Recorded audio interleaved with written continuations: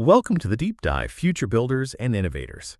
Today we're embarking on a crucial journey, one that really underpins every single structure you'll ever design. Think about the incredible feats of civil engineering, right? The soaring skyscrapers, those expansive bridges, intricate tunnel systems carving right through mountains. These marvels are just amazing testaments to human ingenuity. But what do they all undeniably share? They all stand on or in or, well, with the earth itself. And the ground beneath our feet, it's far from static. It's this dynamic, ever-changing canvas shaped by these just immense geological forces that we as engineers have to understand and respect. So today we're taking a deep dive into the very foundation of civil engineering geology. Our mission for you, our aspiring and current civil engineering students, is to really bridge that gap between, abstract geological concepts and the very real-world challenges you'll face out on a job site. We want to equip you with the foundational geological knowledge that will make you a more informed, a more effective, and frankly, a safer engineer. This isn't just about memorizing facts. It's really about connecting the dots, revealing the why behind the what, and maybe sparking some of those aha moments that make learning truly stick. Okay, so to make sure you get the most out of this deep dive, here's a quick roadmap of what we'll cover. We'll kick things off by exploring the Earth's dynamic internal structure and those colossal continent-shaping forces of plate tectonics, getting a handle on where geological hazards are actually born. Then we'll zoom right in on the fundamental building blocks, the minerals and the three main types of rocks, learning how their unique formations really dictate their properties. Next, we'll get into structural geology, sort of dissecting how rocks deform under stress, creating features like folds, faults, and joints, which are absolutely critical for any site analysis. From there, we'll investigate the fascinating, slow-motion processes of rock weathering and soil formation, distinguishing between the soils that stay put and those that, travel across vast distances. And finally, we'll bring all this fundamental geology directly into geotechnical engineering, focusing on critical soil properties like phase relations and particle size distribution and how we actually measure them for practical, real-world applications. Ready? Let's unpack this.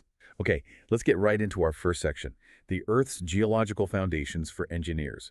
When we talk about civil engineering, the immediate focus is often on those magnificent structures we see above ground. But what about the invisible, yet profoundly impactful foundations beneath? The ground you build on is just as, if not more, important than the structure itself. That's where geology steps in. Exactly. Geology, literally the science of the earth, from the Greek geo and logos, it's an incredibly broad field. It encompasses basically everything that influences processes inside and on our planet. You'll find numerous subdisciplines: physical geology, mineralogy, petrology, structural geology, and of course engineering geology, which is perhaps the most directly relevant to you. This specialization is all about applying those geological principles directly to engineering practice. Okay, so it's not just about rocks, it's about how those rocks matter for building things. Precisely. For a civil engineer, understanding geology isn't just some academic exercise. It's absolutely fundamental to almost every project you'll ever encounter. It's what informs crucial decisions right from day one. For instance, you absolutely need to know what type of rock or soil will actually support your structure. What are its load-bearing capacities, under different conditions? Where can you reliably source suitable aggregate or rock fill for your concrete or embankments? How stable is that slope where you're planning a new roadway or maybe setting a dam? What are the risks of landslides or rock falls there? And when you're designing something like a retaining wall, how will the ground behind that wall behave over time? Is it going to push too hard? Even for underground projects like tunnels or, say, subterranean chambers, knowing the inherent stability of the rock mass is just vital for safety and long-term performance. Ultimately, it really boils down to predicting how the Earth will respond to our interventions, ensuring the safety, the longevity, and let's be honest, the cost-effectiveness of everything we design and build. It's really about working with the Earth, not just fighting against it. That makes perfect sense. It's like a doctor needing to understand the human body's anatomy before performing surgery. You need to understand the Earth's anatomy before you start building on it. And here's where it gets really interesting. Our planet isn't just a static sphere. It's a churning dynamic system, and understanding its internal mechanisms is absolutely key to understanding its surface and how we build upon it. So what's the grand story of our planet internally? Indeed. Our Earth is an inner planet of our solar system, and it's unique with its well-developed atmosphere, hydrosphere, and these inner envelopes. While the sun's immense gravity, it accounts for 99.87% of our solar system's mass, keeps everything in balance, the Earth itself is far from still. Inside, it's like a layered cake, but with immense forces at play. From the surface inward, we have these distinct compositional layers. First, the crust. This is our outermost layer where we live and build. It varies quite a bit, from about 10 up to 70 kilometers thick. And we distinguish between the continental crust, which is thicker, up to 70 kilometers, made of lighter colored, less dense rocks. Like granite, maybe? Exactly, like granite. And then the oceanic crust, which is much thinner, only 5 to 7 kilometers, and composed of darker, denser rocks like basalt. Beneath the crust is the mantle. This extends roughly 2,800 kilometers down, and it's this vast, mostly solid, but actually quite ductile layer. It can flow over geological time. Then you hit the outer core, which is a liquid iron layer, about 2,200 kilometers thick. The movement in this layer generates Earth's magnetic field, and right at the very center, the inner core. It's a solid iron ball, roughly 1,500 kilometers thick, incredibly hot and under immense pressure. It's just astonishing to think about these layers, especially since, we've barely scratched the surface with drilling. How do we actually see inside the Earth, especially for engineers who need to understand potential hazards like earthquakes? That's a great question, and it's really where geophysical methods become invaluable. While we have some direct observations like boreholes, the Kola super deep borehole in Russia went down over 12 kilometers, which is incredible, but still just a pinprick. Right, just scratching the surface. Exactly, and we get samples from volcanic eruptions, but much of our knowledge comes indirectly. What's fascinating here, especially for civil engineers, is how we use seismic waves. These waves, generated by earthquakes or even controlled explosions we sometimes set off for surveys, behave differently as they travel through different materials and densities within the Earth. They change speed, they change direction, they reflect, they refract. By analyzing these subtle changes recorded by seismometers around the world, engineers and geophysicists can effectively map these internal layers and understand their properties. This is absolutely crucial for assessing seismic hazards and designing earthquake-resistant structures. So it's almost like using sound waves to get an ultrasound of the Earth. That's a perfect analogy. Yes, it's like being able to X-ray or ultrasound the ground beneath a proposed skyscraper or a bridge foundation to see what you're really dealing with. Okay, so we have these incredible layers, but as you said, they are definitely not static. The revolutionary concept of plate tectonics truly explains how they interact and move, creating the very landscapes we live on and build upon. It's like the Earth's slowest, most powerful dance. Exactly right. The theory of plate tectonics, first properly proposed by Alfred Wegener back in 1912, although it took decades to be fully accepted, fundamentally changed our understanding of Earth's dynamics. It explains pretty much everything, from continental drift, why South America and Africa look like they fit together, to mountain building, the origin of oceans, earthquakes, and volcanic activity. The Earth's outermost solid shell, the lithosphere, which includes the crust and the uppermost rigid part of the mantle, isn't a single continuous skin. Instead, it's broken into about 6 or 7 large, semi-rigid plates, plus many smaller ones, each roughly 100 to 150 kilometers thick. And they're constantly moving relative to each other, floating on the more ductile asthenosphere below. And we can actually see the evidence for this movement. Oh, absolutely. Compelling evidence. Think about the supercontinent Pangaea, which existed hundreds of millions of years ago before it slowly began to break apart, with the continents drifting to their present positions. We see evidence in the matching patterns of mountain ranges across continents now separated by oceans, like the Appalachians in North America and the Caledonigs in Scandinavia and the UK. We find ancient glacial deposits in places that are now tropical, suggesting they were once near the poles. The distribution of specific plant and animal fossils on widely separated landmasses only makes sense if those lands were once connected.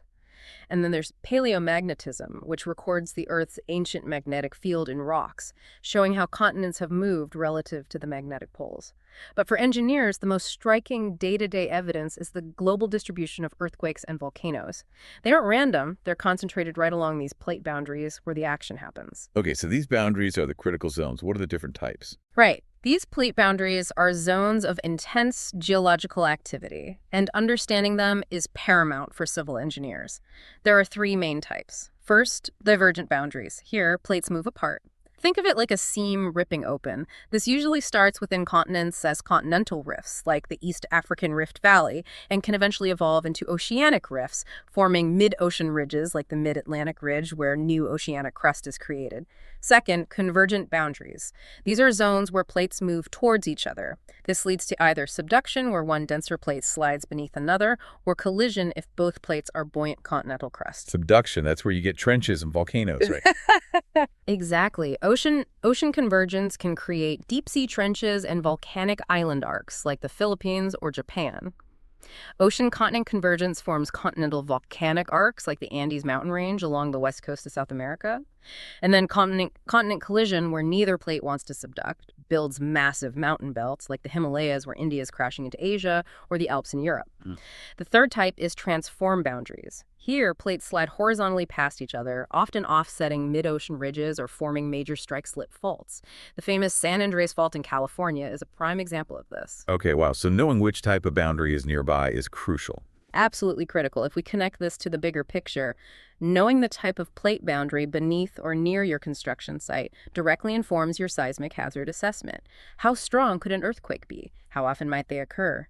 This knowledge then guides the design of earthquake-resistant infrastructure, buildings, bridges, dams. It also helps you understand the potential for active faulting that could directly rupture the ground surface, affecting foundations or linear structures like pipelines or roads, where even slow, steady crete movement can cause significant damage over time. It's truly astonishing to think that all these massive processes take place over such immense periods of time, far beyond human comprehension. How did geologists even begin to map out this kind of deep history? That's where geological time comes in, and we look at it in two main ways: relative and absolute. Relative dating is all about putting geological events and their associated rocks in the correct chronological order, without necessarily assigning specific numerical dates in years. It relies on some fundamental common sense principles like the law of superposition. In an undisturbed sequence of sedimentary rocks, the oldest layers are always at the bottom and the youngest are at the top. Pretty intuitive.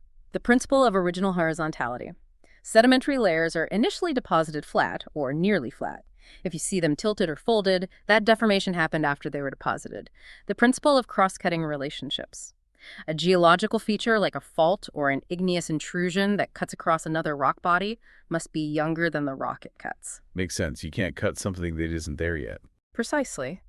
Then there are inclusions. Fragments of rock found within another rock mass, like pebbles in a conglomerate, must be older than the rock mass itself. And unconformities. These are really important. They represent surfaces of erosion or non-deposition, indicating significant gaps in the geological record, like missing chapters in Earth's history book. Finally, fossil succession. Organisms have evolved over time, so different fossil assemblages appear in a predictable, specific order through the rock layers. This allows us to correlate rock layers across vast distances. Okay, so that gives us the sequence. But how do we get the actual numbers, the millions or billions of years? That's absolute dating.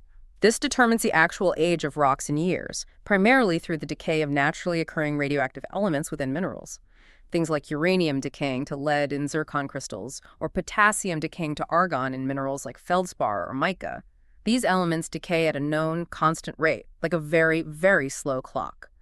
By measuring the ratio of the original radioactive element, parent, to the stable decay product, daughter, we can calculate how long ago that mineral crystallized. For example, using these methods, the oldest known rocks on Earth are dated to nearly 4 billion years ago, and the Earth itself is estimated to have formed around 4.6 billion years ago. This vast history is organized into the geological timescale, broken down into eons, eras, periods, and epochs. So how does knowing the age, relative or absolute, help an engineer on site? Well, for you as civil engineers, understanding the age and relative sequence of rock units provides absolutely critical context for any site investigation. It helps you anticipate the types of materials you'll encounter at different depths. It helps you understand their history of deformation. Have these rocks been deeply buried, squeezed, faulted? And it helps predict potential variations in their properties. Are you dealing with young, unconsolidated sediments or ancient, hardened, metamorphic rocks?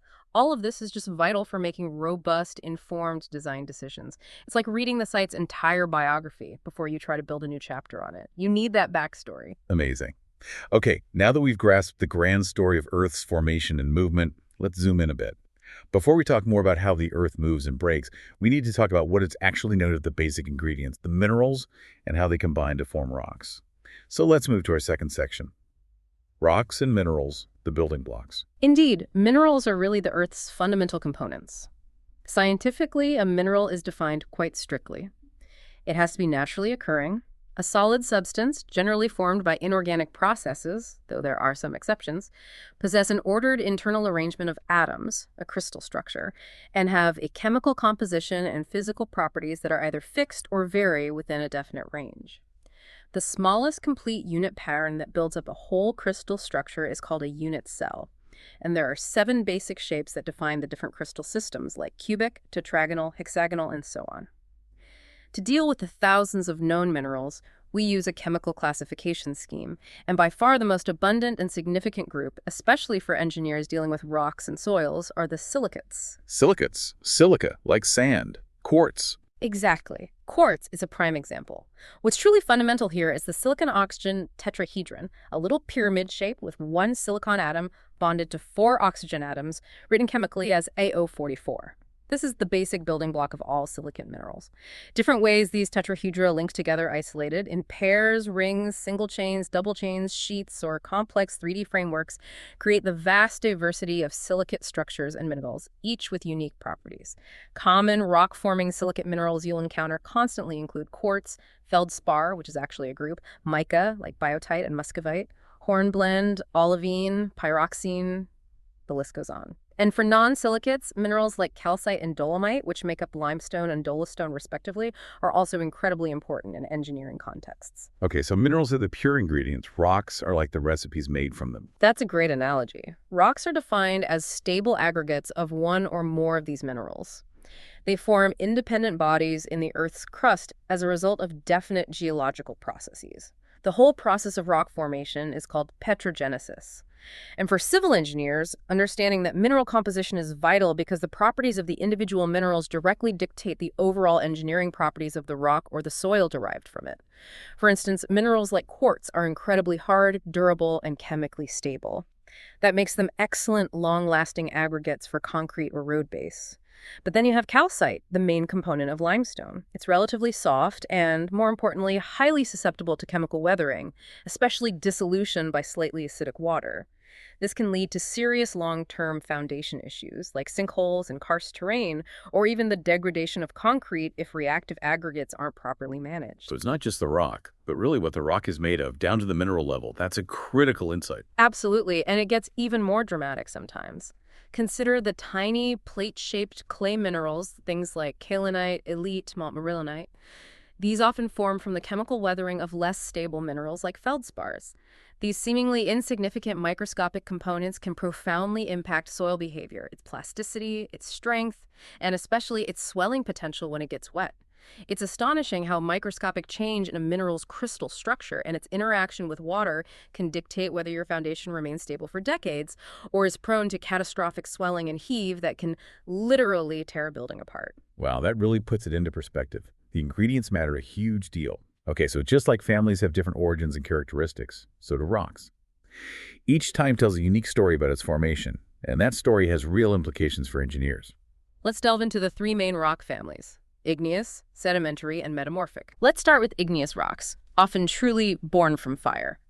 These rocks are formed by the solidification and crystallization of molten rock material.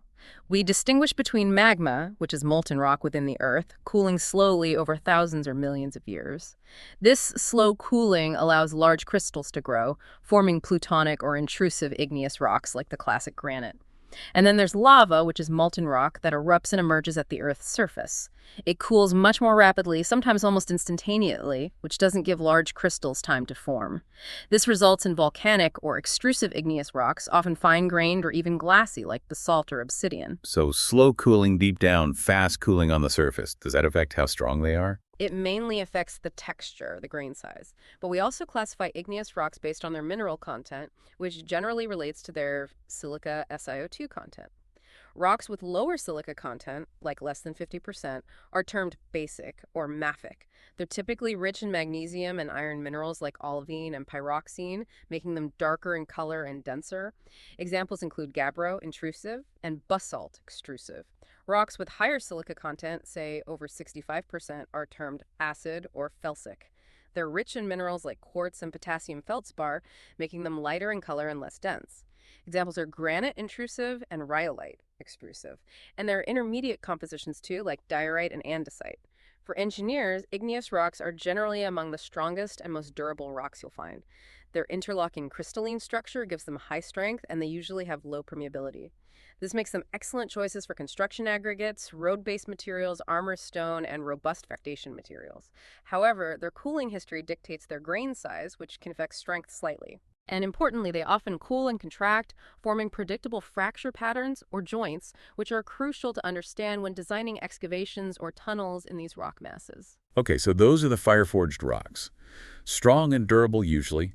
But what about the rocks that tell the story of Earth's surface, the ones built from a breakdown and reassembly of older materials? And that brings us neatly to sedimentary rocks, which truly embody layers of Earth's history.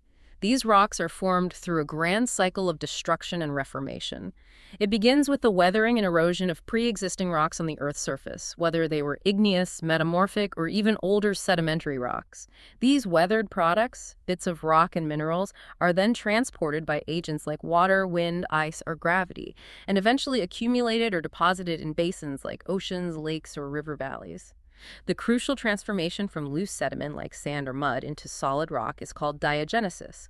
This involves several overlapping processes, including compaction, as sediments get buried and squeezed, cementation, where dissolved minerals precipitate in the pore spaces, gluing the grains together, and sometimes recrystallization. Think of it.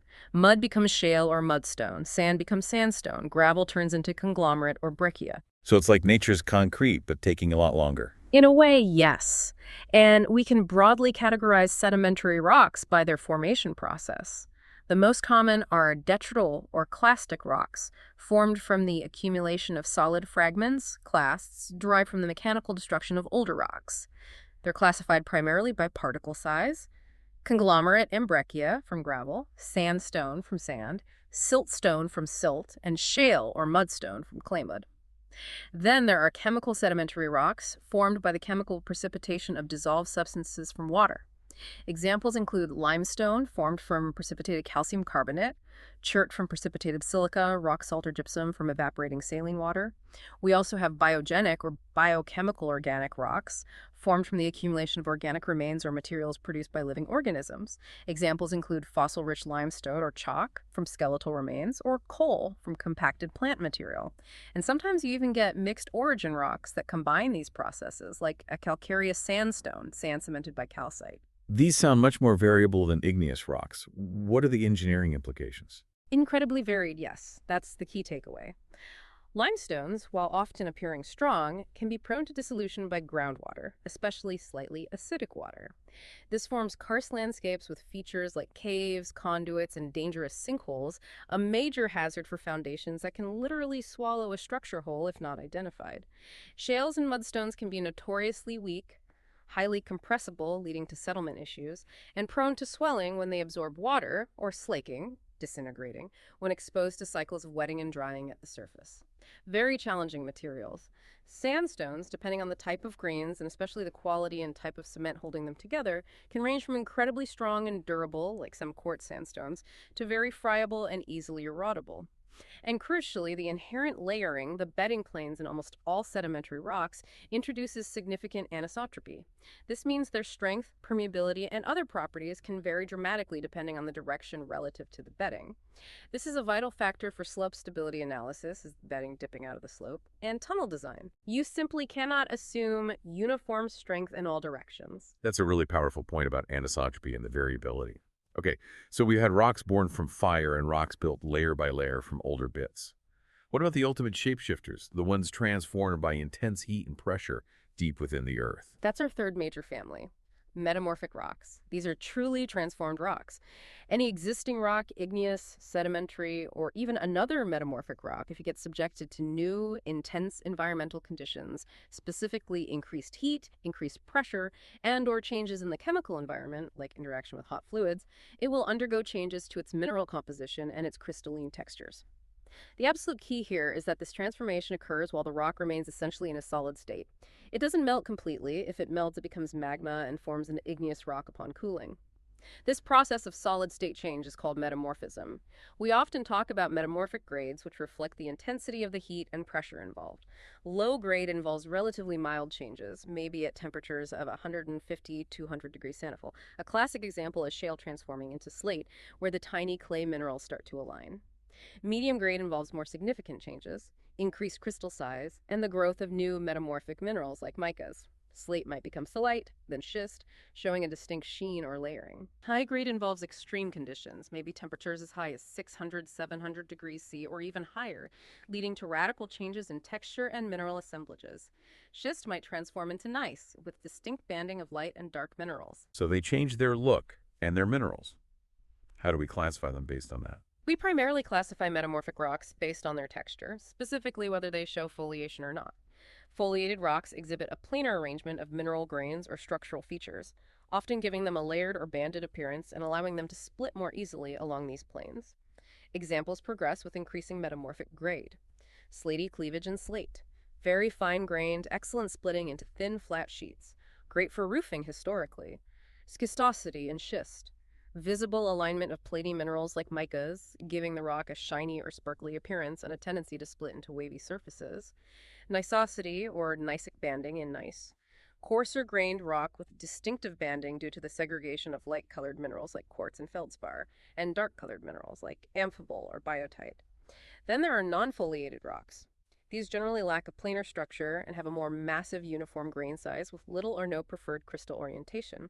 Common examples include marble, which is formed from the metamorphism of limestone or dolomite, is primarily composed of recrystallized calcite or dolomite grains. And quartzite, derived from the metamorphism of quartz-rich sandstone.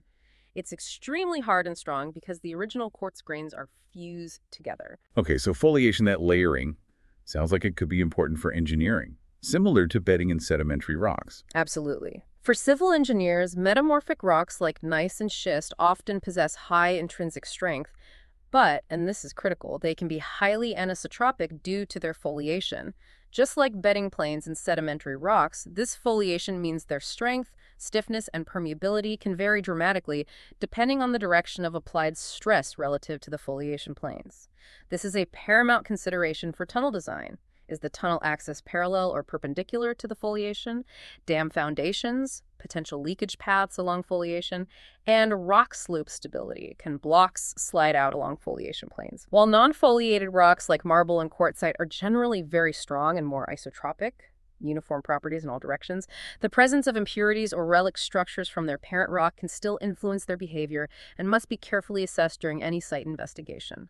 So, again, understanding the rock's history and structure is key. That's a fantastic overview of the Earth's building blocks and how their origins really dictate their engineering properties.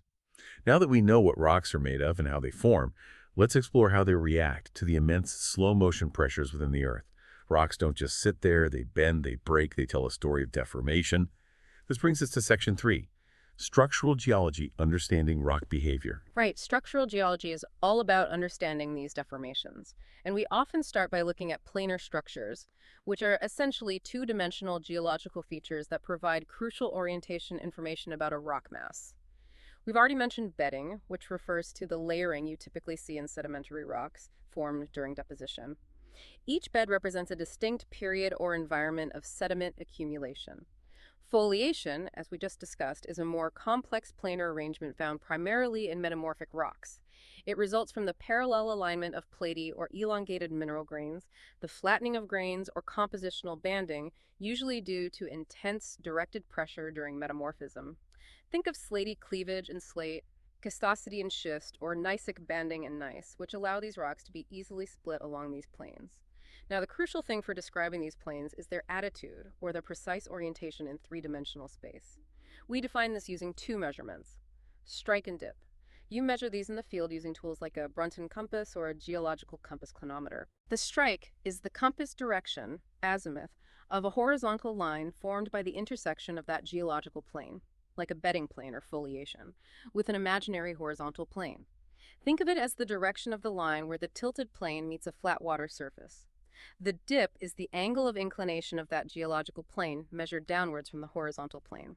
It's always measured perpendicular to the strike direction, and it tells you how steeply the plane is tilted. It has two components: the dip angle, 0 to 90 degrees, and the dip direction, the compass direction in which the plane slopes downwards.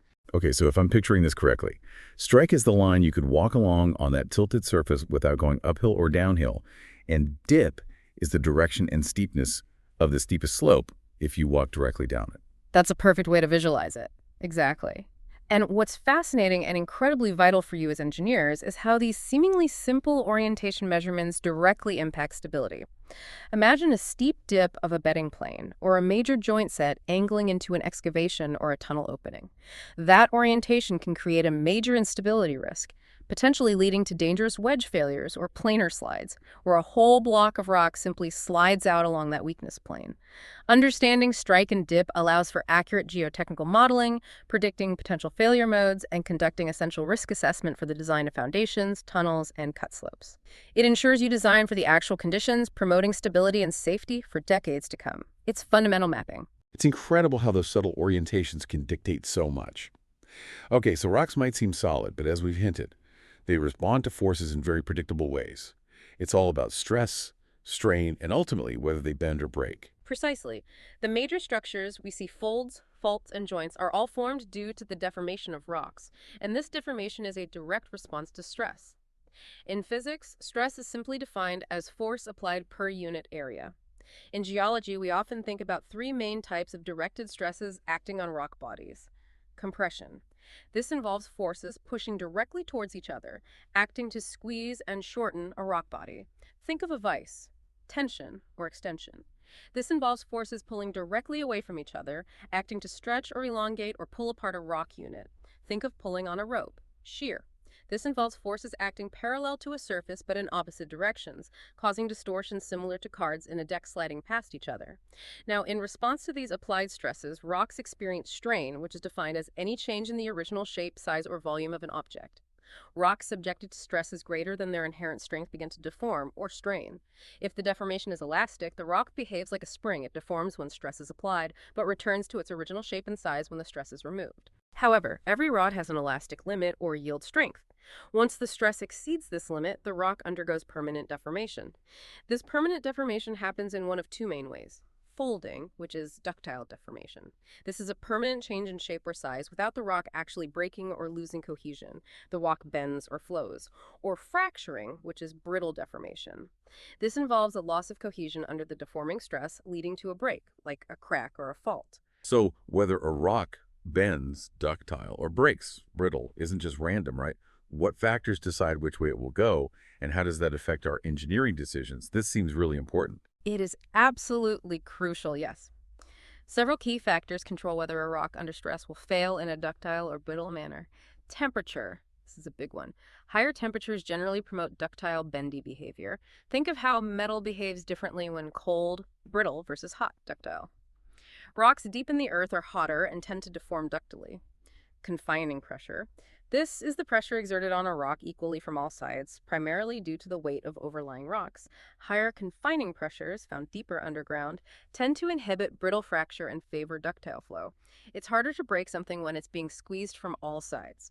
Rock type, composition, and structure.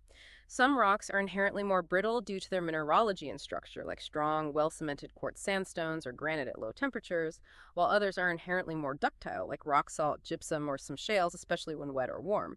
Fluid or gas phases, especially water. The presence of fluids, particularly water, within the pore spaces or fractures of a rock can significantly weaken it and promote certain types of deformation, often favoring brittle failure at lower stress levels or enhancing ductile behavior under certain conditions. Time, or strain rate. This is fascinating. Over very long geological timescales, even rocks that seem brittle in laboratory experiments can exhibit ductile behavior under sustained, albeit very slow, stress.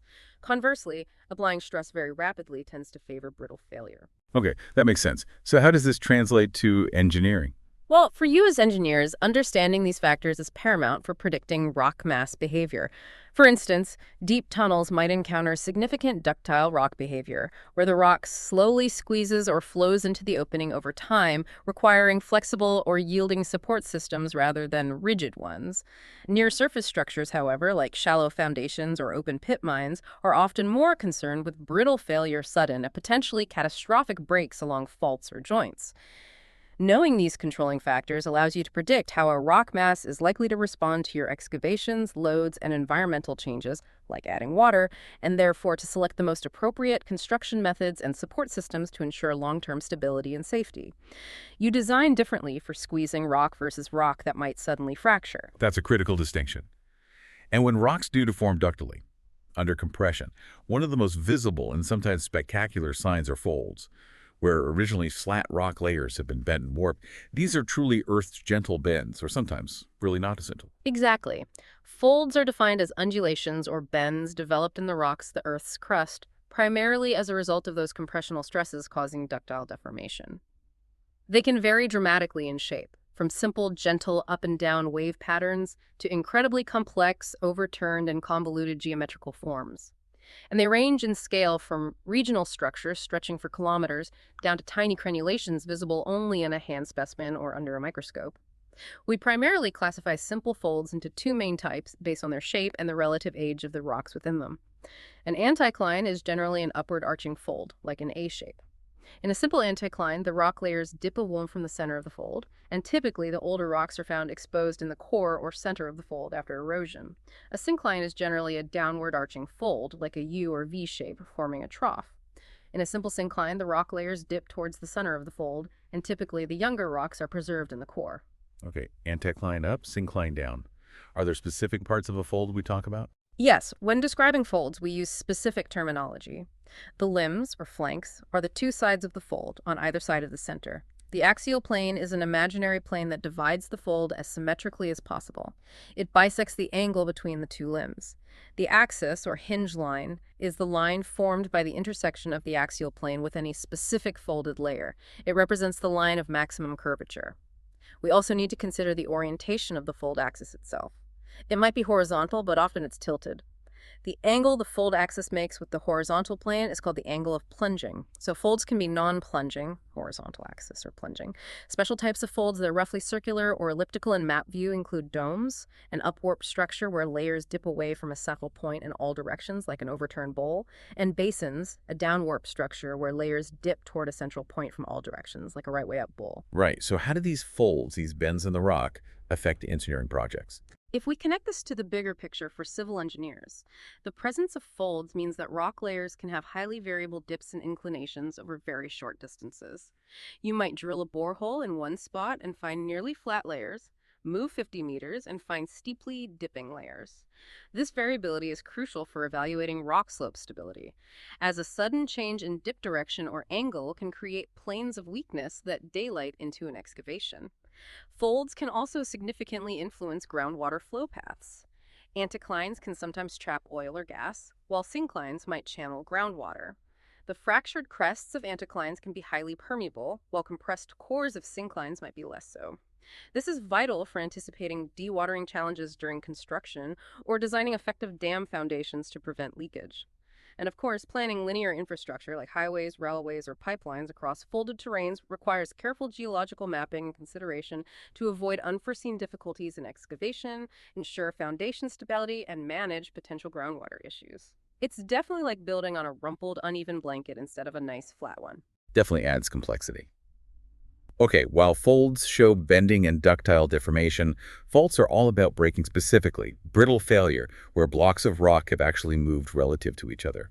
These are truly Earth's dramatic breaks, often associated with earthquakes. That's right. A fault is defined technically as a fracture surface, or more commonly, a zone of fractures within a rock body, along which there's been appreciable displacement or movement.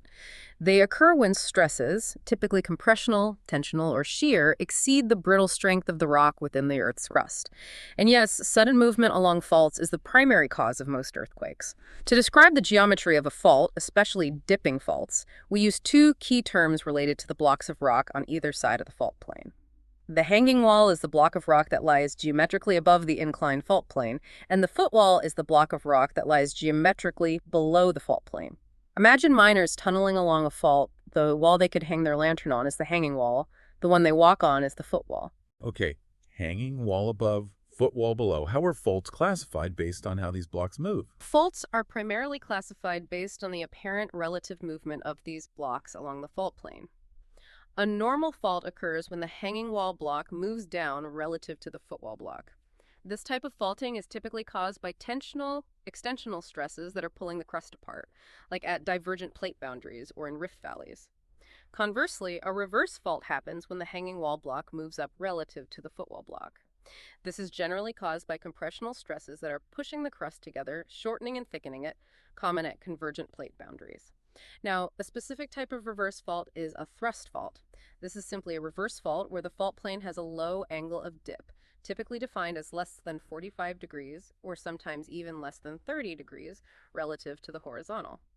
Thrust faults often result in significant horizontal displacement, where older rocks can be pushed many kilometers over younger rocks. An overthrust fault is just an even lower angle thrust fault, sometimes with a dip angle of less than 10 degrees. These are major features in mountain belts like the Alps or Rockies. Finally, strike-slip faults are those where the blocks move predominantly horizontally, parallel to the strike of the fault plane. There's little or no vertical movement. These are caused by shear stresses. The San Andreas Fault in California is probably the most famous example of a right lateral strike-slip fault, meaning the block on the opposite side appears to move to the right. Wow. So faults are clearly major features. How do they impact engineering? It seems obvious, but what are the key concerns? Yes, faults represent major zones of weakness and potential instability in the Earth's crust. For civil engineers, identifying and carefully characterizing both active, recently moved or likely to move, and inactive faults is absolutely paramount for several reasons. First and foremost is seismic risk assessment. If a fault is active, it's a potential source of earthquakes. Designs for critical structures like dams, power plants, hospitals, and bridges in seismically active areas must account for potential ground shaking and even surface rupture if the structure crosses the fault trace. Building codes often mandate specific setbacks from known active faults. Second is foundation design. You generally want to avoid placing critical structures, especially those sensitive to differential movement, directly over potentially active fault traces. Even inactive faults can represent zones of highly fractured, weaker rock that might require special foundation treatment. Third relates to slope and tunnel stability. Fault zones are often characterized by intensely fractured, crushed, and sometimes altered clay-rich rock, known as fault gouge or breccia. These zones have significantly reduced rock mass strength and often act as conduits for groundwater flow, increasing water pressures. This combination dramatically increases instability risk during excavation for slopes and tunnels, potentially leading to collapses or major water inflow problems. Think of a fault as a pre-existing scar or weak seam in the earth, a place where future problems are more likely to concentrate, especially when disturbed by construction. So faults involve significant movement, but you mentioned earlier that even seemingly small fractures, called joints, can have a profound impact on rock behavior. These are the smaller cracks with potentially big impacts. Absolutely. Joints are defined as cracks or fractures present in a rock body where there has been no significant or appreciable relative movement parallel to the fracture surface. Unlike faults, the rock on either side hasn't really shifted along the crack. They can be open or closed, filled or unfilled, and they very often develop in regular repeating patterns, forming joint sets, parallel joints, or joint systems, multiple intersecting sets. A critical effect of joints, even if they seem minor, is that they greatly enhance the rate of rock weathering. They act like highways, providing pathways for water, air, and plant roots to penetrate deep into the rock mass, accelerating both physical and chemical breakdown. Are there different ways joints form? Yes, joints are generally classified based on their inferred origin or the stresses that cause them. Tension joints are thought to form due to tensile forces pulling the rock apart. Good examples include the spectacular polygonal columnar joints you see in cooling basalt lava flows, or the large-scale sheet joints, also called exfoliation joints, that form roughly parallel to the ground surface in massive rocks like granite when overlying rock is removed by erosion, reducing the confining pressure and allowing the rock to expand upwards. Shear joints, on the other hand, are thought to form due to shearing stresses, and they often occur in conjugate sets, two sets intersecting at a specific angle, and are sometimes found associated with the limbs of folds or near faults.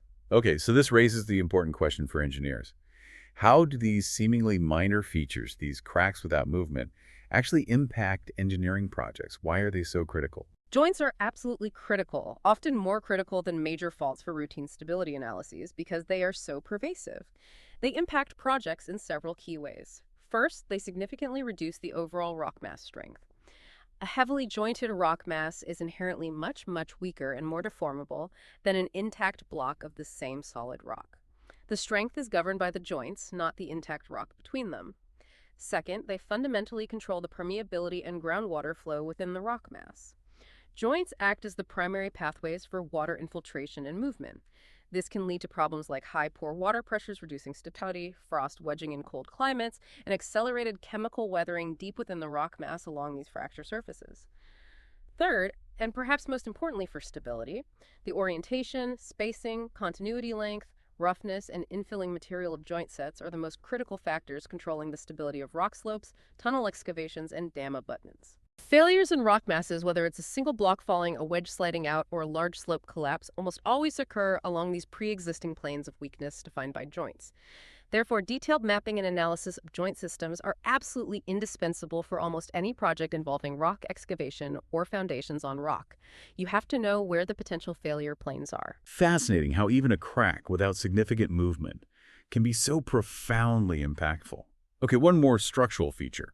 Sometimes the geological record isn't continuous. There are these significant gaps, like missing chapters in Earth's history book. These are called unconformities. Yes, exactly. Unconformities represent surfaces within the rock sequence that indicate significant periods of either erosion, where previously existing rock layers were removed, or non-deposition, where no layers were laid down for a long time.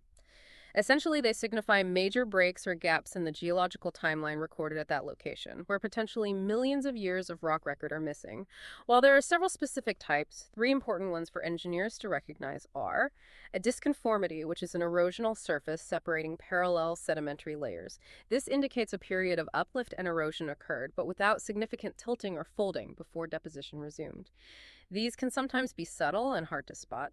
A nonconformity, which is an erosional surface separating younger sedimentary rocks deposited directly on top of older underlying igneous or metamorphic rocks. This represents a very long period of uplift, deep erosion, stripping away all overlying layers to expose the crystalline basement rocks, followed by subsidence and deposition of new sediments. And perhaps the most visually striking, an angular unconformity. Here, older, tilted, or folded sedimentary layers are overlain by younger, more horizontal sedimentary layers. This clearly indicates a sequence of events.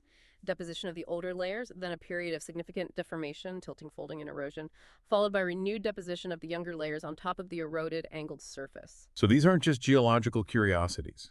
How can these ancient erosion surfaces affect a modern engineering project? While unconformities can represent abrupt and significant changes in rock type, age, degree of weathering, strength, permeability, and deformability, all occurring across a single surface. For civil engineers, this means potential variations and challenges. In bearing capacity, foundations designed to sit across an unconformity might encounter vastly different support conditions under different parts of the structure, maybe strong igneous rock on one side and weaker sedimentary rock on the other. This leads to risks of differential settlement. The different compressibilities and strengths of the juxtaposed rock units above and below the unconformity could cause uneven settlement of structures built across them, potentially leading to cracking or structural damage over time. And in groundwater flow, unconformities, especially if they represent a zone of weathered rock or coarse deposits on the erosion surface, can act as either significant barriers to flow or, conversely, as preferential conduits for groundwater movement. This can profoundly influence dewatering strategies needed for excavations, the design of effective cutoff walls for dams to prevent leakage, or predicting potential contaminant migration pathways. So yes, these ancient surfaces can have very real modern consequences. What an incredible journey through the Earth's grand story of formation and deformation. Okay, our journey so far has been mostly about how rocks form deep within the Earth, or how they deform under immense pressure. But what happens when these rocks are exposed right at the surface to the wind, rain, and life? They break down, they change, becoming the very soils we build upon every day. This process is like the Earth's ultimate recycling plant, and it leads us naturally into Section 4, rock weathering and soil formation, from rock to building material. Exactly. Weathering is the crucial process here. It refers to the physical breakdown, also called disintegration, and the chemical alteration, also called decomposition, of rock material when it's at or near the Earth's surface, exposed to the influences of the atmosphere, oxygen, carbon dioxide, temperature changes, the hydrosphere, water in its various forms, and the biosphere, plants, animals, microbes. This fundamental process is what transforms fresh, strong, intact rock into progressively more weathered rock and eventually into what we call residual soil formed in place directly from the parent rock material. And as you'd expect, when rocks weather, their engineering properties change dramatically and almost always for the worse from a strength perspective. Their strength decreases significantly, their color often changes, think rusting, their mineral and chemical composition changes, their texture changes, grains get smaller, new minerals form. Their volume can change, sometimes increasing, and crucially, their porosity and permeability generally increase, often along with a significant increase in the content of fine particles, especially clay minerals. All of these changes have massive implications for construction. Okay, so weathering breaks rock down. You mentioned physical and chemical processes. Can you break those down for us? Sure, we distinguish between two main types or categories of weathering processes, though they often operate together. First is physical weathering, also known as mechanical weathering or disintegration. This involves mechanical processes that physically break rocks into smaller pieces without changing their fundamental mineral composition. Imagine these processes as the Earth physically prying, cracking, and grinding itself apart at the surface. Key mechanisms include thermal weathering, caused by repeated temperature fluctuations, especially large daily swings like in deserts. Different minerals expand and contract at different rates, causing stress and eventually leading to cracking, granular disintegration, or sometimes causing outer layers to peel off, spheroidal weathering or exfoliation. Mechanical weathering itself includes several processes. Frost wedging, or freeze-thaw. This is hugely important in temperate and cold climates. Water seeps into cracks, freezes, expands by about 9% in volume, exerting immense pressure that pries the rock apart. Repeated cycles can shatter rock. Unloading or pressure release. When deep rocks, especially massive igneous or metamorphic ones like granite, are exposed at the surface by erosion removing the overlying rock load, the reduction in confining pressure allows the rock to expand upwards. This often causes large sheets or slabs to fracture parallel to the ground surface, a process called exfoliation or sheeting. Biological activity. Plant roots growing into cracks can wedge them apart. Burrowing animals can bring fresh material to the surface. Even human activities like construction and quarrying are forms of physical weathering. Crystallization of salts. In arid or coastal areas, water evaporating from pore spaces or cracks can leave behind precipitated salt crystals, like halite or gypsum. As these crystals grow, they can exert significant pressure, similar to frost wedging, breaking the rock apart. And once the rock is broken down by these processes, the resulting fragments are then susceptible to removal by erosion, carried away by agents like water, wind, or ice, through processes like hydraulic action, water flow dragging particles, abrasion, particles grinding against each other in the bedrock, and solution dissolving. Okay, so that's the physical breakdown, basically making big rocks into smaller rocks. But then there's the chemical side, where the rock actually changes its fundamental makeup, its minerals transform. Precisely. Chemical weathering, or decomposition, involves chemical reactions that alter the internal structures of the original minerals, breaking them down and forming entirely new minerals that are more stable under the conditions found at the Earth's surface: lower temperature, lower pressure, abundant water, and oxygen. There's a concept called Goldish's stability series, which basically shows that minerals formed at the highest temperatures and pressures deep within the Earth, like olivine and pyroxene in Bowen's reaction series, are generally the least stable and weather most quickly at the surface. Minerals formed at lower temperatures, like quartz, are much more stable and weather very slowly. The principal agents driving chemical weathering are water, acting as a solvent and reactant, dissolved oxygen, dissolved carbon dioxide, which forms weak carbonic acid in water, and organic acids produced by decaying vegetation. Key chemical processes include oxidation. This is essentially rusting. It's the chemical reaction of minerals with dissolved oxygen, usually affecting iron-bearing minerals like pyroxenes, amphiboles, biotite, or sulfides like pyrite. Iron changes its valence state, for example, Fe2 plus to F3 plus, often resulting in reddish or brownish staining. The oxidation of pyrite, iron sulfide, is particularly important because it produces sulfuric acid, which is very aggressive, and can cause acid mine drainage and attack concrete. Hydration. This is the absorption of water molecules directly into the crystal structure of some minerals, causing them to expand and become weaker. A good example is the mineral anhydrite, KSO4, absorbing water to become gypsum, KSO4.2H2O, which involves a significant volume increase. Hydrolysis. This is arguably the most important chemical weathering process for silicate minerals. It's the reaction of a substance with water, where the water molecule itself actually splits into H plus and OH ions, which then attack the mineral lattice.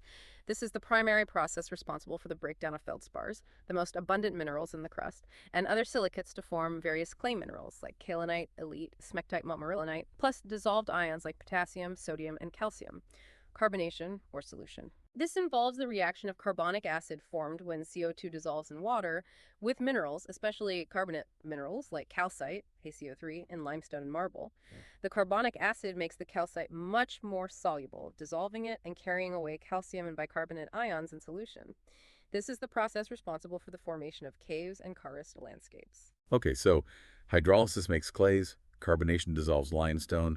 What happens to all the stuff that gets dissolved or changed? Good question. The products of chemical weathering generally fall into two categories: Materials that are removed from the weathering site, primarily carried away in solution, dissolved ions like Ca2 plus arid, Mg2 plus arid, Na plus F, K plus, or as very fine colloidal suspensions, and the residual substances left behind. These residuals are often new minerals formed during weathering that are relatively stable at the surface. Most notably, the clay minerals, kaolinite, montmorillonite, smectite, elite are key groups for engineers, and also accumulations of very insoluble metal oxides and hydroxides, like iron oxides, hematite, goethite forming laterite soils, and aluminum oxides, gibbsite forming bauxite ores. And the engineering link here is profound. Weathering fundamentally changes the engineering properties of the parent rock material, usually degrading them significantly. Unweathered rock can be an excellent, strong, stable foundation material. But highly weathered rock, grading into residual soil, becomes progressively weaker, more compressible, more permeable, and potentially more problematic due to the presence of those newly formed clay minerals, especially expansive clays like montmorillonite. Or, as in the case of carbonation, it can create voids and cavities within the rock mass, leading to subsidence or collapse risks beneath structures. Understanding the degree and type of weathering is absolutely critical for site characterization. It really sounds like weathering is a double-edged sword. It creates the soil we need, but also weakens the rock and can create problem materials. So the type of weathering matters, but how fast does this transformation happen?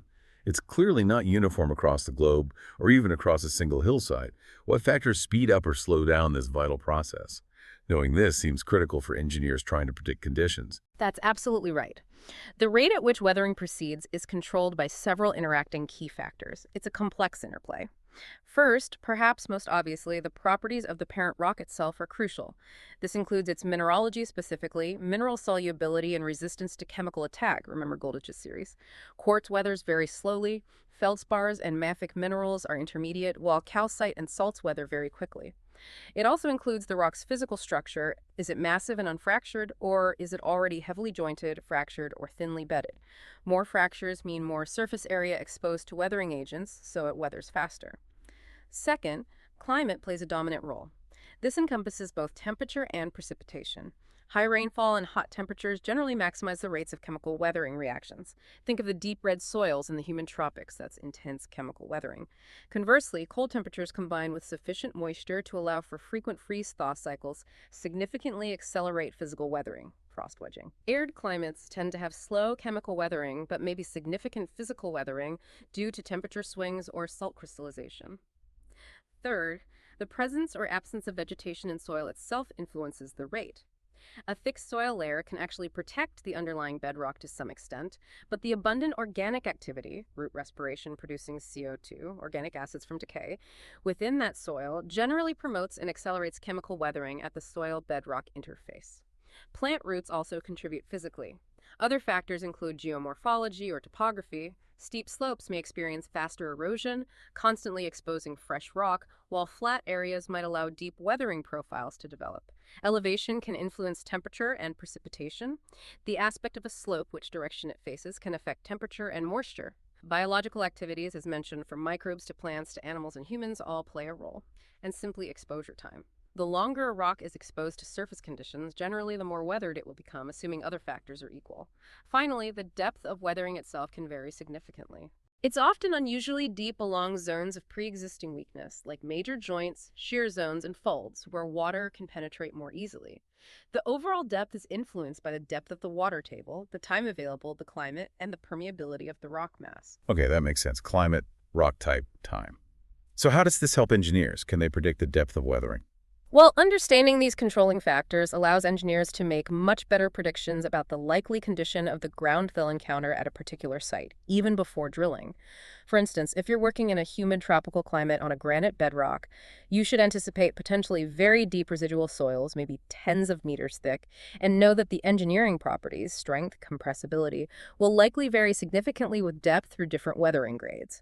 Often, geologists and engineers categorize weathered rock profiles into distinct weathering grades, ranging from grade first, fresh, unweathered rock, through progressively more decomposed stages to grade 6, completely weathered residual soil where the original rock fabric is lost.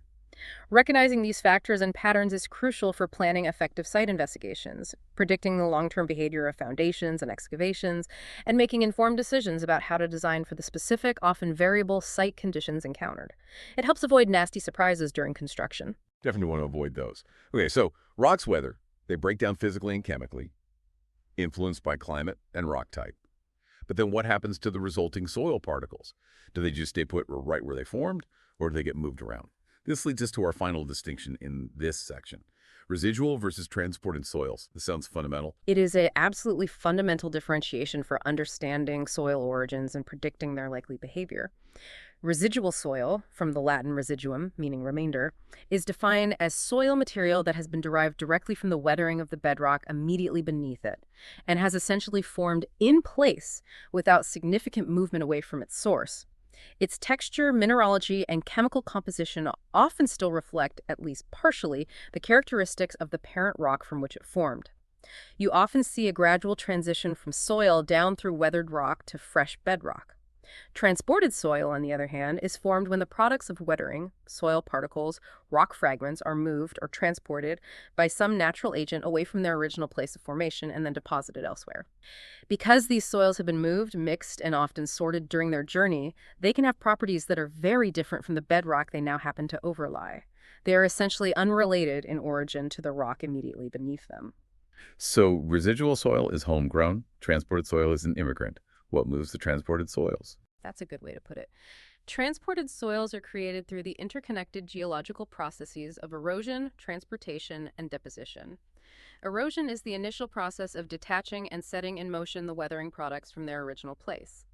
The major agents of erosion responsible for creating transported soils are running water, rain splash, sheet wash, rivers, sea waves, gravity, causing mass movements like landslides, glaciers, ice flow, and wind. Transportation is the actual movement of these eroded sediments from one place to another by these agents. The mode of transport affects the sediments. For example, in river water, finer particles like silt and clay are often carried long distances in suspension, held up by the water's turbulence.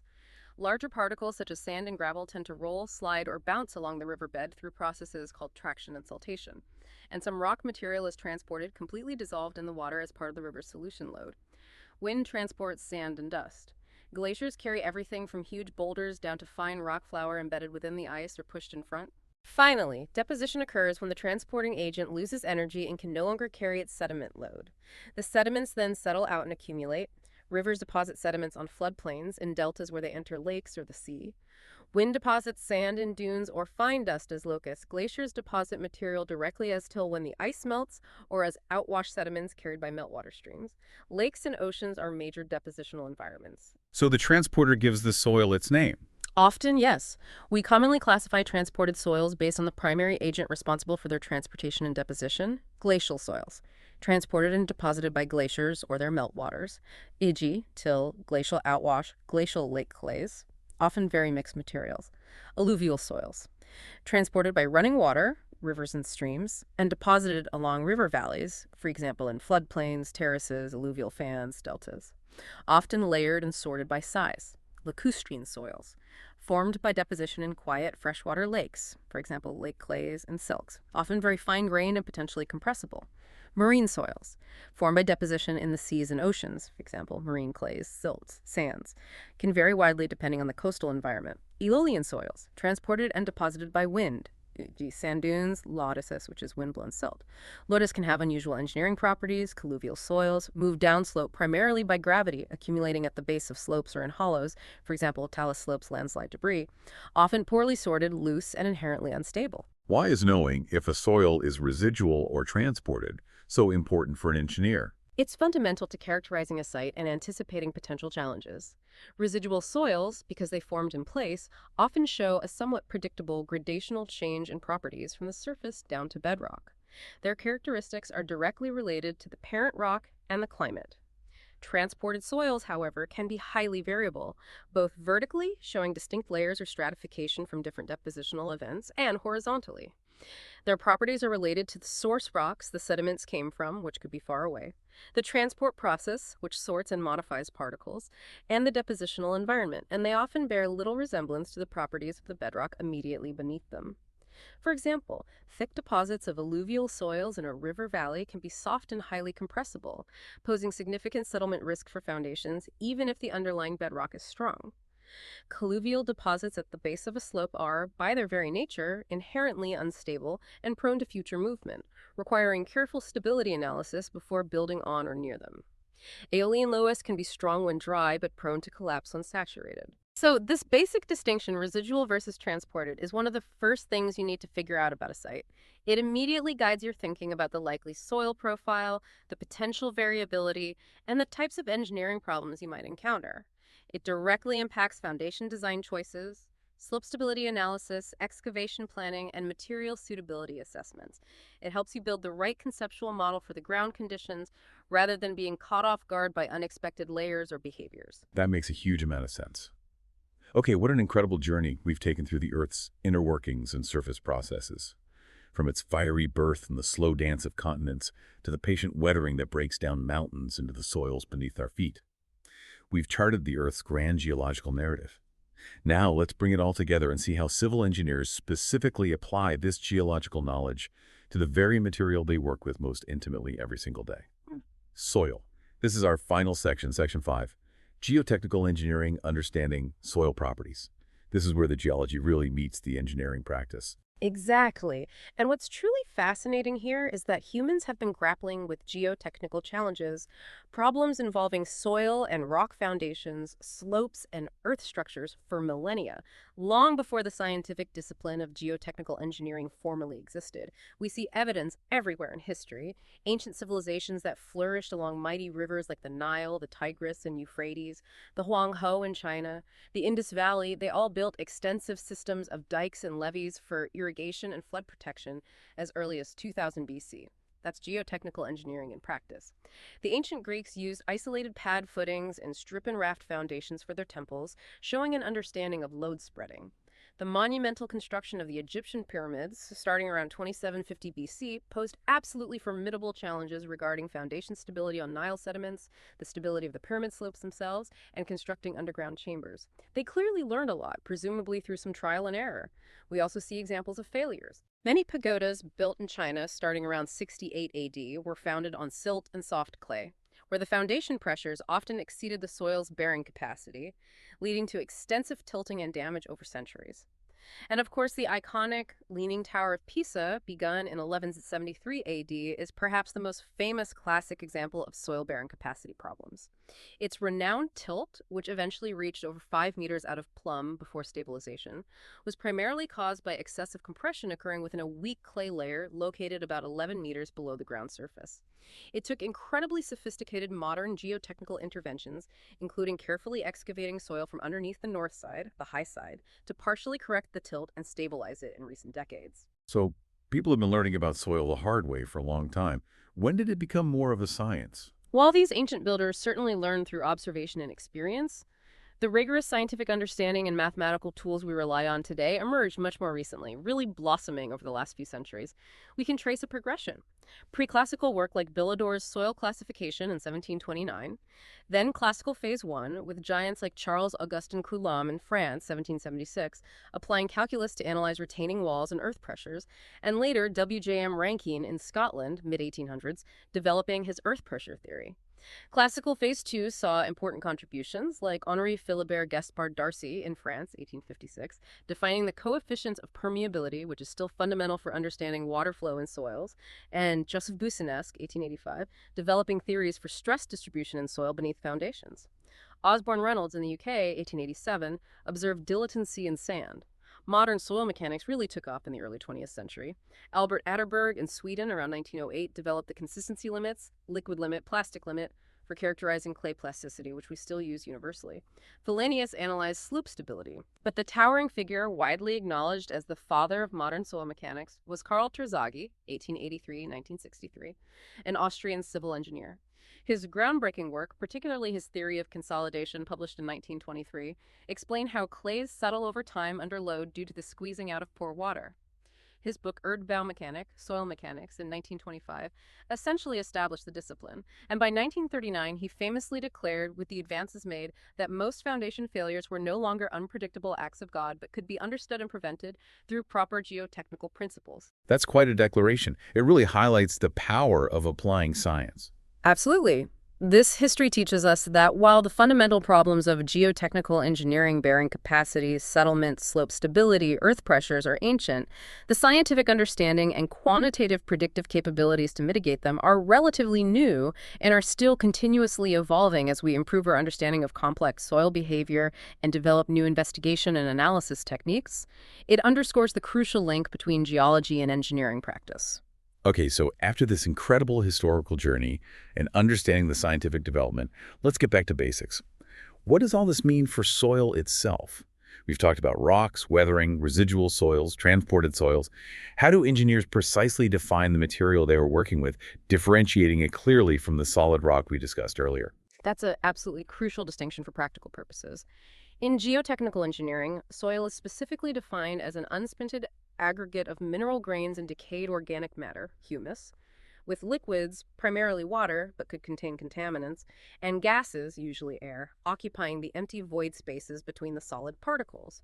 In contrast, rock refers to cemented or lithified aggregates of mineral grains. That cementation is the key difference. So fundamentally, soils are formed by the weathering and decomposition of rocks, which breaks down that cementation or the original crystalline structure. This definition immediately highlights why soils are often more complex and challenging to work with than intact rock. Their behavior is heavily influenced not just by the solid particles, but also by the amount and pressure of the water and air within the voids, and the lack of strong bonding between particles. Geotechnical engineering, as a specialized field of civil engineering, specifically tackles the critical problems related to these materials, designing safe and economical foundations to support structures and embankments. Understanding how to use soil and rock effectively as construction materials themselves, even on earth dams or road bases. Assessing the stability of natural slopes and man-made excavations, designing structures like retaining walls and sheet piles to hold back soil, supporting underground openings like tunnels and basements, and addressing other specialized ground-related challenges like soil liquefaction, ground improvement, or contaminant transport. It's all about understanding and predicting the behavior of these uncemented earth materials. Okay, so soil isn't just a solid mass. It's this dynamic three-phase system, solids, water, and air. Understanding the proportions and relationships between these phases sounds absolutely foundational for any geotechnical analysis. This must be what you call the three-part harmony of soil. Absolutely. You cannot understand soil behavior without understanding its phase composition. Every soil sample, unless it's perfectly dry or perfectly saturated, consists of these three distinct phases coexisting. The solid phase, these are the actual mineral grains, ranging from clay to boulders, and any organic matter present. The liquid phase. This is primarily water filling some or all of the void spaces between the solid particles. This water isn't always pure. It often contains dissolved salts or electrolytes which can affect behavior. The air, or gas phase. This occupies the remaining void spaces that are not filled with water. To quantify the relative amounts of these phases, which is essential for calculations, we use a set of standard volumetric ratios and weight or mass relationships. Okay, let's break those down. What are the key volumetric ratios? There are three primary volumetric ratios that are fundamental. The first is the void ratio, E. This is defined as the ratio of the total volume of the voids, V, which is the volume of water, VW, plus the volume of air, V, to the volume of the solid particles only, V's. So mathematically, E equals VV. It's a dimensionless number, often greater than 0, and can sometimes even exceed 1 for very loose or organic soils. Why is void ratio so important for engineers? What does it tell you? Void ratio is incredibly important for several practical reasons. It directly indicates a soil's volume change tendency under load. Soils with higher initial void ratios, looser packing, are generally much more compressible and prone to significant settlement when loaded as the particles rearrange into a denser configuration. For example, a very loose sand might have a void ratio near 0.9 or 1.0 and will compact easily, while a very dense sand might have a void ratio down around 0.4 or 0.5 and might even tend to dilate, expand slightly when sheared. Void ratio also strongly influences a soil's strength, particularly its shear strength. Denser soils, lower void ratio, are generally much stronger than looser soils of the same type. It also affects hydraulic conductivity or permeability, how easily water can flow through the soil. Soils with higher void ratios generally have larger interconnected pore spaces and thus higher hydraulic conductivity. Lastly, understanding the size and connectivity of voids, related to void ratio and particle size, is critical for designing things like filters around drainage pipes to prevent finer soil particles from washing into the drain and clogging it, a phenomenon called piping. The second key volumetric ratio is porosity, N. This is defined as the ratio of the total volume of voids, VV, to the total volume of the soil sample, VT, which is VV plus V. So NEVVVT. Porosity is often expressed as a percentage by multiplying by 100. It's directly related to void ratio by the equation NE1 plus E, or conversely E equals N1N. Porosity essentially tells you what fraction of the total soil volume is empty space. The third crucial volumetric ratio is the degree of saturation, S.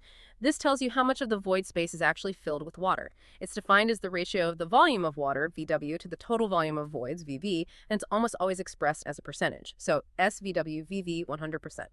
The degree of saturation allows us to classify the soil's moisture condition.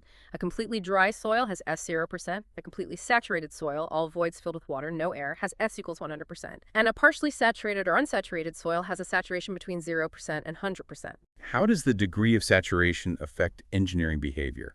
The degree of saturation has very significant implications, especially for fine-grained soils and sands. In unsaturated soils, S100%, the surface tension of the water held in the small pore spaces creates negative pore water pressures, often called suction or matrix suction.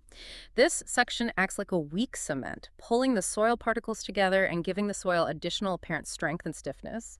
However, if the soil becomes saturated, for example, due to heavy rainfall or rising water table, this suction is lost, which can lead to a dramatic decrease in strength and potentially trigger failures like landslides. As I mentioned, it's estimated that a huge majority, maybe 80% of rainfall-induced landslides are related to erosion and this critical loss in suction as the soil approaches saturation. So understanding and monitoring the degree of saturation and pore water pressures, both positive and negative, is absolutely critical for analyzing slope stability, the stability of underground excavations, and the bearing capacity of shallow foundations, especially in areas with fluctuating moisture conditions. Okay, those are the volume ratios. What about relating the weights or masses of the different phases? Right. Alongside the volumetric ratios, we need relationships involving the mass or weight of the soil components. Remember, mass is a measure of inertia, kg, while weight is the force of gravity acting on that mass, newtons or pounds. In geotechnical engineering, we often work with unit weight per unit volume, for example, KNMO or PCF, because it's directly relevant for calculating stresses within the soil mass due to gravity, like overburden pressure. But the fundamental relationships often start with mass. The most important mass-based relationship is the water content, W, sometimes called moisture content. It's defined as the ratio of the mass of water, MLW, in the voids to the mass of the solid soil particles, Ms, expressed as a percentage. So WMN, MWMS, 100%. Note carefully that it's relative to the mass of solids, not the total mass. This means water content can actually exceed 100% if the mass of water is greater than the mass of solids, which can happen in very porous, lightweight soils like peat or some highly plastic clays. Water content over 100%. That sounds counterintuitive. It does, but it's possible. For fine-grained soils, silts and clays, water content plays an absolutely critical role in determining their consistency and engineering properties. Think of how mud changes from stiff to soft to liquid as you add water. We use the Atterberg limits, plastic limit, liquid limit, which are specific water contents defining changes in behavior. And as an extreme example, some problematic marine clays, known as quick clays, found in Scandinavia, Canada, Alaska, often have natural water contents significantly exceeding their liquid limit, sometimes up to 500%. They possess a very delicate, open card house structure formed under saline conditions. If the structure is disturbed, for example, by vibrations or excavation, or if the salt is leached out, they can suddenly lose almost all their strength and behave like a viscous fluid, leading to catastrophic slow slides. So yes, water content is hugely important. To relate mass and volume, we use various measures of density, mass per unit volume, e.g. kgMA or GCMA, or unit weight per unit volume, e.g. OKNA or PCFO. Key ones include dry density or dry unit weight. This relates the mass or weight of only the soil solids, M's or W's, to the total volume of the soil sample, VT. It's a measure of how densely the solid particles are packed. Total density quart or moist wet unit weight, me quart. This is a total mass, solids plus water, M's plus MEW, or total weight, W's plus WW, divided by the total volume, VT. This is the actual density or unit weight of the soil as it exists in the ground if it's unsaturated. Saturated density, or saturated unit weight, BOIST, this is the total mass or weight when all the voids are completely filled with water, S equals 100%, divided by the total volume. Submerged density, or buoyant unit weight. This is the effective density or unit weight of the soil when it's submerged below the water table. It's essentially the saturated density unit weight minus the density unit weight of water. This accounts for the buoyant force exerted by the water on the soil solids, according to Archimedes' principle, and is crucial for calculating effective stresses below the water table. And finally, the specific gravity of solids. This is the ratio of the density or unit weight of the soil solids themselves to the density or unit weight of water at a standard temperature, usually 4 degrees C. It's a dimensionless property of the solid mineral particles themselves, typically ranging from about 2.60 to 2.80 for most common soil minerals. Quartz is about 2.65. It's needed to relate the mass-weight relationships to the volumetric relationships. Wow, okay, that's a whole suite of parameters. Void ratio, porosity, saturation, water content, densities, specific gravity. They all seem interconnected. They are absolutely interconnected and absolutely fundamental. You can derive almost any of them if you know a few key ones, like void ratio, saturation, and specific gravity, or maybe water content, total unit weight, and specific gravity. These phase relationships form the absolute bedrock for practically all quantitative analyses and calculations in geotechnical engineering. They allow us to calculate stresses in the ground, predict how much a foundation will settle, estimate the bearing capacity of the soil, analyze the stability of slopes, calculate earth pressures on retaining walls, and analyze seepage flow. Without a clear working understanding of these relationships, accurate geotechnical design is simply impossible. They are the essential language you need to speak to quantify and predict how soil will behave under every conceivable engineering scenario. That's crystal clear. They're the fundamental toolkit. Okay, beyond how much water and air are in the void spaces, the physical size of the solid particles themselves must also tell us a tremendous amount about the soil. Just like people, not all soil particles are the same size, and the mix of sizes, the particle size distribution, surely influences how a soil will behave. How do engineers quantify this, and why is it so important? You're absolutely right. This brings us to our final topic. Particle size distribution, PSD, sometimes called grain size distribution or gradation. The basic purpose of conducting a PSD test is to determine the relative proportions, usually by weight, of different grain sizes contained within a given soil sample.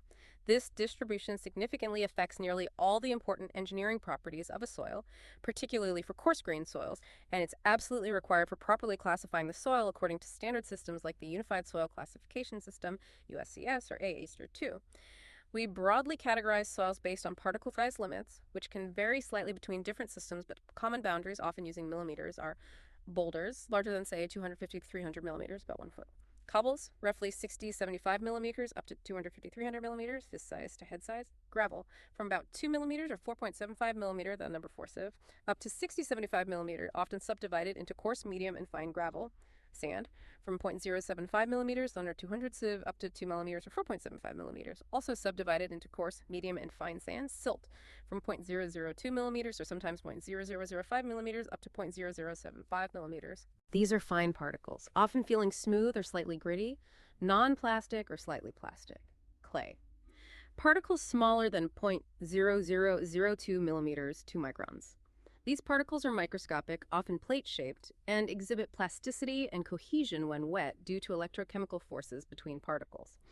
This size classification also forms the basis for the fundamental distinction between coarse-grained soils, which include gravels and sands, often called granular or cohesionless soils, and fine-grained soils, which include silts and clays, often called cohesive soils, although silts can be non-cohesive. Their engineering behavior is vastly different. It's also worth noting that particle shape matters too, though it's harder to quantify. Particles can range from well-rounded, like beach sand, to highly angular, like crushed rock. Shape affect packing density and shear strength. Clay particles are typically very flat and plate-like. For testing purposes, particle size is usually defined operationally, like the diameter of an equivalent sphere or the smallest square sieve opening it can pass through. Okay, so we had these size categories. How do you actually measure the distribution in a soil sample, especially when you get down to silts and clays, which must be tiny? Right. We use 2 primary standard laboratory methods to determine the grain size distribution, often in combination. For the coarser fraction of the soil, gravels and sands, particles larger than 0.075 millimeters, we use sieve analysis, standardized by methods like ASTM D6913, formerly D422. This involves taking a dried soil sample of known weight and passing it through a nested stack of standard wire mesh sieves.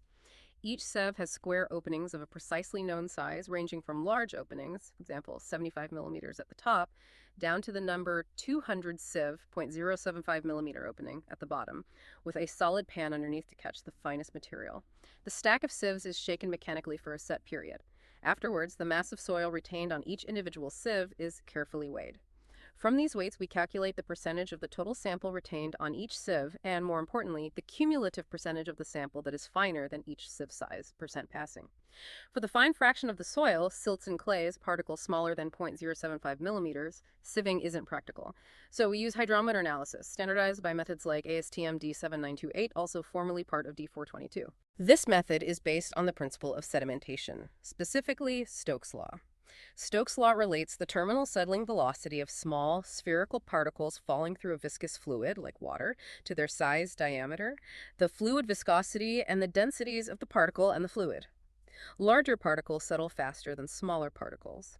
In the hydrometer test, a soil sample with the coarse fraction already removed by sieving is first treated with a dispersing agent, like sodium hexametaphosphate, Calgon, to prevent the fine particles from clumping together, flocculating. It's then mixed thoroughly with water to create a dilute suspension in a tall 1,000 milliliter graduated cylinder. A calibrated hydrometer is then inserted into the suspension. The hydrometer measures the specific gravity or density of the soil-water suspension at a certain depth. As the soil particles settle out over time, larger ones first, the density of the suspension decreases.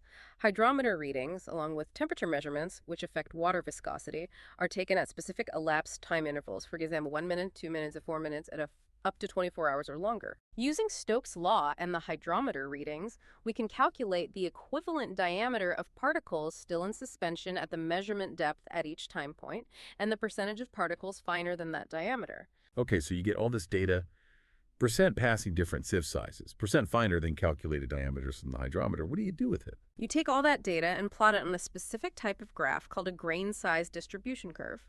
This curve plots the particle size, usually on a logarithmic scale on the horizontal axis going from large to small, against the cumulative percentage finer on an arithmetic scale on the vertical axis from 0% to 100%. This curve gives you a visual representation of the soil's gradation. Is it mostly one size, uniformly graded or poorly graded, or does it have a wide range of sizes, well graded? From this curve, we can also extract key parameters to quantify the distribution. Important ones include D sizes, like D10, D30, D60, which represent the particle diameters corresponding to 10%, 30%, and 60% finer by weight, respectively. D10 is often called the effective size. The uniformity coefficient, in key, defined as Q, is D60-D10. It gives a measure of the range of particle sizes present. A higher Q, say 4 to 6, indicates a wider range of sizes, more well-graded, while a low Q, 2 to 3, indicates a more uniform soil. The coefficient of curvature, or gradation, CC, defined as CCC-D32-D60-D10. It gives a measure of the smoothness or shape of the gradation curve between the D10 and D60 sizes. For a soil to be considered well-graded, in systems like USCS, CC typically needs to be between 1 and 3. So how vital is this curve and these coefficients C, CC? For an engineer trying to design something, what do they really tell you in practice? They are absolutely vital. What's fascinating here is how this simple particle size distribution curve becomes the primary basis for most engineering soil classification systems like USCS or AES-HTO. These systems group soils into categories like GW for well-graded gravel, SP for poorly graded sand, CH for high plasticity clay, etc., based largely on their gradation and, for fine-grained soils, their plasticity, Atterberg limits. And these soil classifications, in turn, provide engineers with a crucial first indication of the soil's likely fundamental engineering properties, things like its potential shear strength, compressibility, permeability, drainage characteristics, susceptibility to frost heave, and suitability for various construction purposes, for example, as fill material, foundation support, filter material. For example, the PSD is critical for designing effective drainage layers around foundations, or behind retaining walls you need a material coarse enough to drain water easily, but fine enough to prevent the surrounding soil from washing into it. It's essential for designing filters for earth dams to prevent internal erosion. It's also crucial for assessing the potential for problems like liquefaction in sands during earthquakes. Sands that are poorly graded and within a certain critical size range are much more susceptible to liquefying than well-graded materials. Essentially, Actually, this grain-size distribution curve acts like the soil's fingerprint. It tells you, in quantitative terms, exactly what kind of granular material you're dealing with and provides the foundation for predicting how it will likely behave under various engineering stresses and environmental conditions. It's one of the most fundamental pieces of information you need for almost any geotechnical design. What an incredible journey we've taken, really digging deep into the Earth's inner workings and its surface materials. From the colossal forces of plate tectonics shaping our continents over eons, to the subtle, patient chemical reactions breaking down solid rock into the soils right beneath our feet, and finally, down to the precise measurements and classifications civil engineers use every day to understand and work with these Earth materials. We've explored the secrets held within ancient rock layers, we've understood how immense stress and strain can lead to dramatic folds and faults, and we've learned to distinguish between the soils that form quietly in place and those transported across vast distances by water, wind, or ice. And the key takeaway is that each of these geological insights is not just academic trivia, it's a truly vital piece of the puzzle for building a safer, more resilient, and more sustainable world. The Earth truly is the ultimate construction site, isn't it? And as future civil engineers, you listening are, in many ways, its stewards. Your ability to read the landscape, to understand the deep history etched in the rocks, and to predict the often complex behavior of soil that's your superpower. It's what makes the difference between designing a structure that endures for generations and one that struggles, or even fails, against the very ground it stands upon, because those geological factors weren't fully appreciated. So here's a final thought to take away. The next time you walk across a bridge, stand inside a tall building, drive through a tunnel, or even design something as seemingly simple as a small excavation or foundation, take a moment to consider the unseen, complex geological story unfolding beneath you.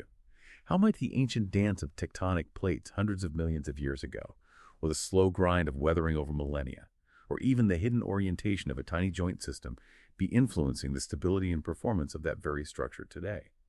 And more importantly, how might your growing deep understanding of these fundamental geological processes empower you to innovate, to solve problems creatively, and to confidently overcome the inevitable geotechnical challenges of building tomorrow's essential infrastructure? The Earth is constantly revealing new secrets, and its processes are always ongoing. Keep digging deeper, keep asking questions, keep observing, and always strive to connect these fundamental geological truths to every single engineering problem you encounter. That truly is the deep dive. Thanks for joining us.